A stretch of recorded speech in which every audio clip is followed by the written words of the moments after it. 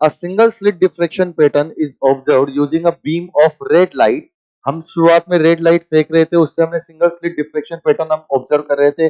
What will happen if the red light is replaced by blue light? अगर हम red light की जगह blue light पे experiment perform करते हैं तो क्या होगा?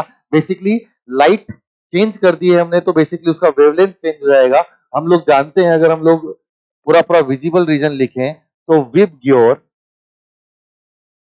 और जब हम इधर से इधर जाते हैं तो लेमडा यहां पर बढ़ता है.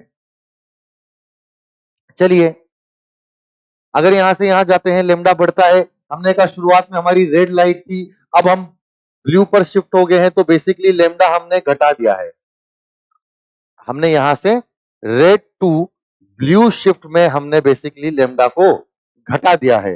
लेमडा को घटा दिया है तो क्या होगा? There is no change in diffraction pattern. Diffraction fringes become narrower and crowded together. Diffraction fringes become broader and farther apart. The diffraction pattern disappears. अच्छा, डिफ्रेक्शन फ्रिंजेस मतलब कि बेसिकली अगर हम स्लिट विड्थ है उसका आइडिया लें तो slit width होता है lambda D by capital D, sorry lambda D by small D. Basically this fringe width is directly proportional to lambda.